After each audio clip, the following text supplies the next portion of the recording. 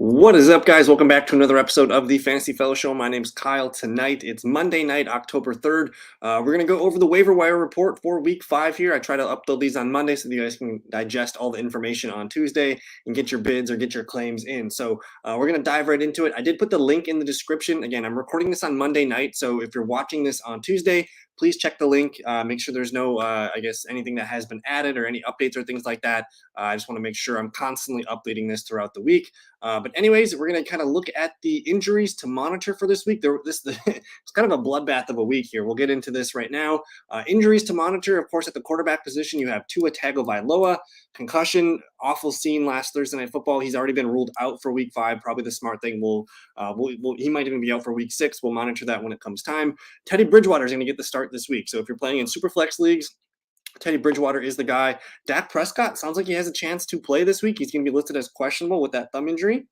Mac Jones, of course, he did not play in Green Bay yesterday. He's got the high ankle sprain. He's going to be questionable for Week 5. You're also going to have Brian Hoyer in concussion protocol. So very interesting. Maybe Bailey Zappi, the rookie, gets his first career start. I have Daniel Jones highlighted here. He's going to be questionable with the ankle.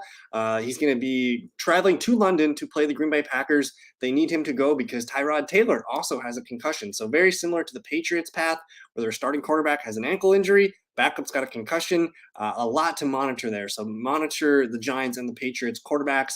We next have Jameis Winston. He's going to be questionable with a back injury. I thought Andy Dalton played well enough where they don't need to rush Winston back or anything. So we'll see. Monitor Jameis Winston. I think Andy Dalton's a super flex target for sure. And then we get to the not so good news here. Running back Javonte Williams for the Denver Broncos, torn ACL. His 2022 season is over. We'll talk about, the Broncos replacements when we get to the running back portion, but it just pour one out. It's sad, man. Javonte Williams, I love the player. Not going to be with us for the season. Cordero Patterson, he's got a knee injury. He's going to be put on IR. He's going to be out for the next 4 to 6 weeks. We'll cover his replacements. Jonathan Taylor, it's crazy because the Broncos play the Colts, so we might be without Jonathan Taylor. We're already out without Javonte Williams, so he's got what's listed as a high ankle sprain. Usually you want 2 weeks off for this kind of thing, especially for a running back, but he's going to be listed as questionable for Week 5. We have to be wary of his practice reports on Tuesday. David Montgomery with that high ankle sprain from last week, he's going to be listed as questionable. DeAndre Swift, I'm thinking he's doubtful. Again, they have a bye Week 6, so if Jamal Williams looked fine, their offense is still putting up points. They need, if DeAndre Swift could play defense, maybe then he would be probable. But shoulder sprain, I'm not expecting DeAndre Swift this week. Alvin Kamara will watch his practice reports with the ribs. Brian Robinson, the rookie for Washington, going to make he's going to be active, I think, for Week 5. So we'll see if he cuts into Antonio Gibson's workload. Rashad Bateman, wide receiver for the Ravens, he got a foot injury. He's going to be questionable for this week. Michael Thomas, questionable with his foot injury. Keenan Allen, sounds like he had a little bit of a setback last week with the hamstring. We'll see if he plays. He's listed as questionable here. Jacoby Myers, he's been out the last 2 weeks, questionable with a knee injury. Tough injury news for the 2 rookie wide receivers here. Traylon Burks with the turf toe. He's going to be out maybe a couple weeks, maybe more. Doesn't sound like he's going to go on IR. So anywhere in the 2 to 4 week range seems about right to me.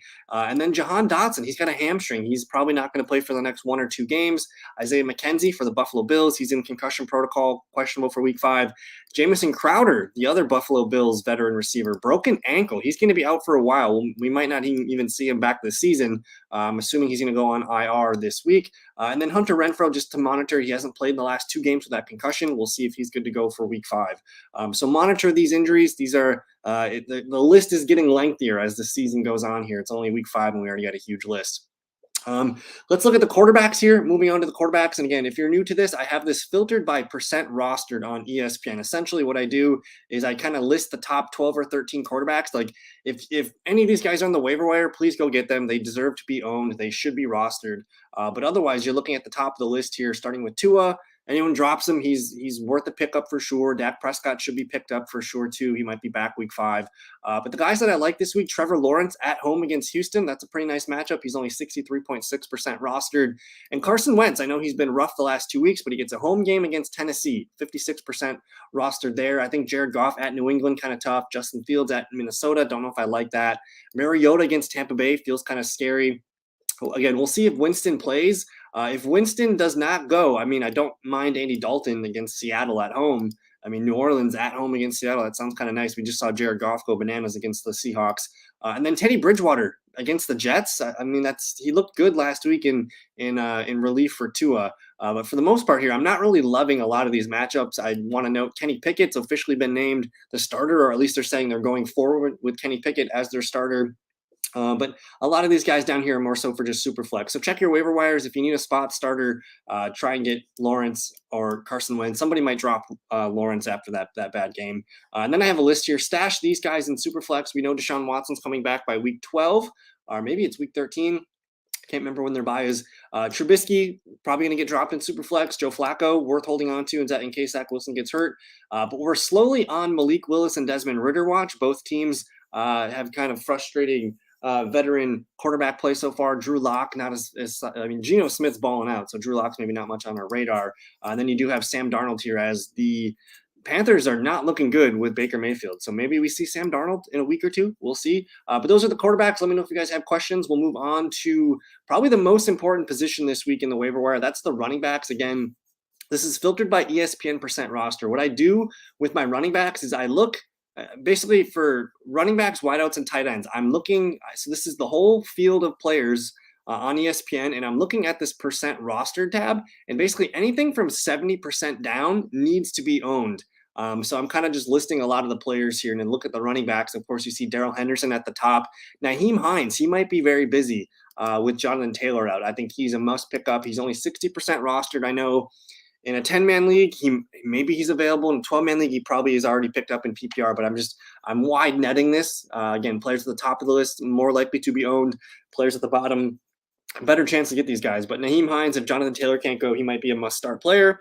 Raheem Mostert dominated the touches and the snaps last week on Thursday Night Football. He is a must pick up. Like, you're getting a starting running back. I know he's not a big receiving back, but he's hit double digits twice this year in PPR formats. Kenneth Walker, just a stash play. Alexander Madison, continue to stash him. J.D. McKissic still looks good in PPR leagues. He's got about an 8 to 10 point PPR floor. If anyone drops him, he should be owned. James Cook is just purely a stash play at this point. Again, you probably should have picked up Brian Robinson a week or two ago, but again, 37% rostered. He's got a chance, and we'll see if we can get him to get in on the field this week. I'm excited for him. Very hopeful for his return and his debut. Rex Burkhead continues to be okay in PPR leagues. Mark Ingram, he was getting outworked by Latavius Murray. So even if Alvin Kamara can't play, I think it might be Latavius Murray who I prefer, honestly. Kenneth Gainwell, just a stash play. Jerick McKinnon, just a stash play. And then we get to this group here, this trio of rookie running backs. Tyler Algier. Again, we mentioned Cordero Patterson on IR for 4 to 6 weeks. Tyler Algier was the lead back this past Sunday. They also ran the ball a lot with this Caleb Huntley here, who's an undrafted free agent. So you're probably going to see Algier, Huntley lead the team, but don't sleep on Damian Williams, who I think is going to be back for week 6. You're probably looking at some, 2-3-man committee for Atlanta. I wouldn't bust the bank for Tyler Algier. It's not a very fun offense to be in. I think if I had to choose between Algier, Rachaad White, and Pacheco, I want Rachaad White. That's why I put more stars here. Rachaad White looked good last night. He got the goal line touchdown. It was heavily used in the receiving game. Rachaad White would be my pickup of the week if you could get one. And then I really liked Pacheco. I thought he looked really great as a runner. To me, I'd rather own Pacheco over McKinnon. He's got the room to grow this season. So if anyone drops him hastily, go pick up Pacheco. And you just got some backups here. Jalen Warren continues to look good. Zamir White had a nice carry. Sony Michel, I think if anything happens to Eckler, Michel would be the next guy up. Again, I like Damian Williams. I think when Williams comes back, he's probably going to get the start over Algier. Justice Hill, kind of the number 2 behind Dobbins. We talked about Latavius Murray. But this guy right here, with Javonte Williams out for the season, I just wanted to show you guys PFF snaps, routes, week 4. Week 54, my bad. I just want to show you guys what the stuff looked like yesterday from the Denver Broncos game. So Javonte got hurt kind of midway through the game. Denver, Las Vegas here. So Javonte got hurt kind of midway through the game. This is not what I'm looking for. My bad, people. Let me find the right link for you guys. I believe it's this one. Yep, this is what we're looking for. So I want Denver, Las Vegas. This is still not what I'm looking for. Where is my charts? Well, anyways, yesterday, it looked like Mike Boone got more work than Melvin Gordon. Melvin Gordon has continued to fumble.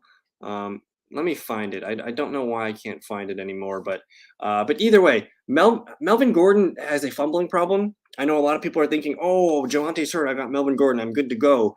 I'm not so sure. I think Mike Boone's going to be a problem for Melvin Gordon. He is a good all-around player.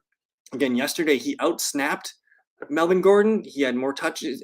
He Melvin Gordon fumbled, and it's time for Mike Boone to get some work. So I'm thinking rest of season, Mike Boone needs to be on rosters. He might be the sneakiest pickup this week. Make sure you go and get him. Deion Jackson, just a backup to Jonathan Taylor. Same with Philip Lindsay. I don't know if Jonathan Taylor can't go. I'm probably not playing Deion Jackson or Philip Lindsay.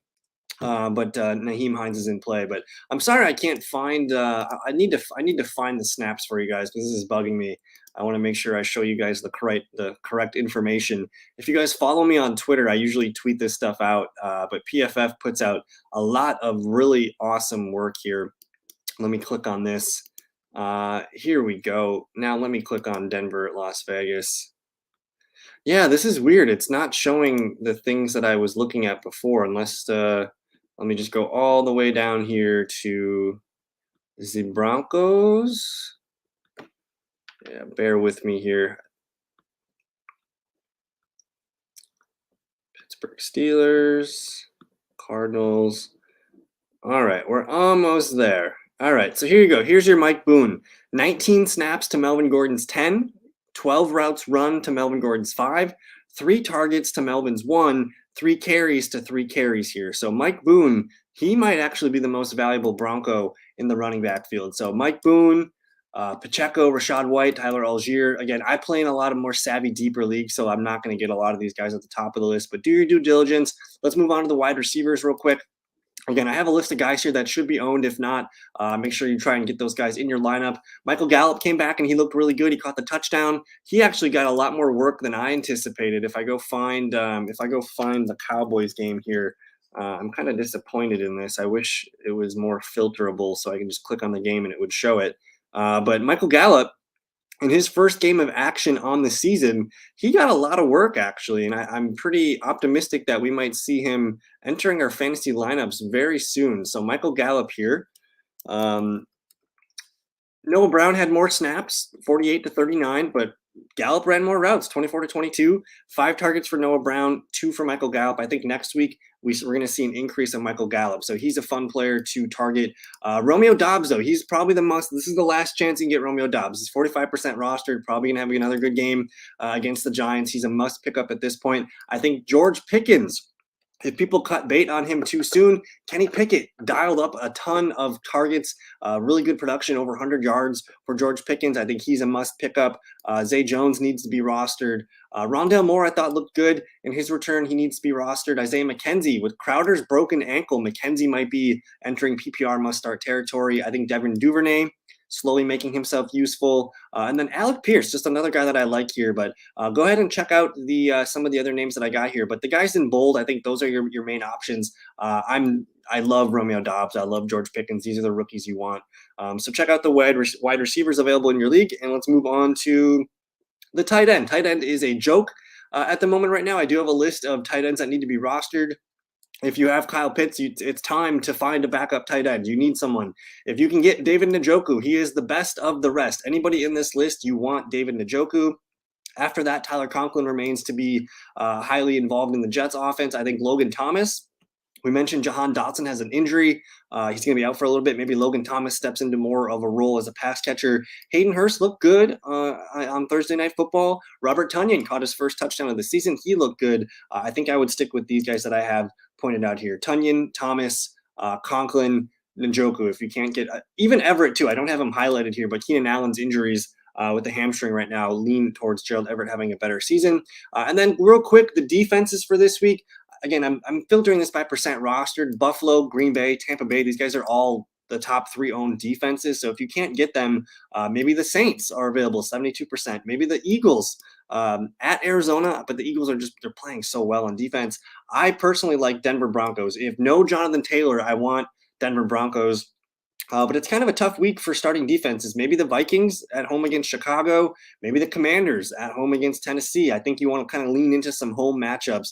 Maybe the Patriots against Detroit, maybe the Chiefs against the Raiders. And I do like the Jags versus Houston. That's a home matchup. So look at some of those home matchups down here at the bottom. I think that could be intriguing. And again, shoot for the Saints, Eagles, or Broncos if you can. But that's going to do it. Again, I try to keep this about 15 minutes.